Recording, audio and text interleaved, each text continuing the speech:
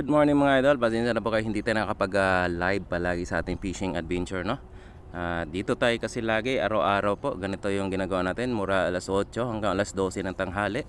So ganito po ang trabaho natin mga idol, kaya tayo ay wala ng time sa pangingisda. At minsan ay pati linggo po ay nagkagawa tayo ito sa farm, kaya hindi po talaga tayo makapagsingit sa ating pangisda. Kaya kung napapansin nyo ay ang sinisingit na lang natin ay ang mga kakaibang mga prutas dito sa Taiwan na ating nakikita, no?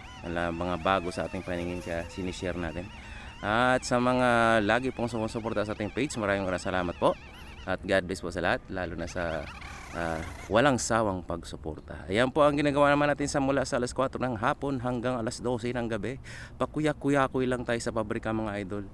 So hayahay po, dito tayo nagpapahinga.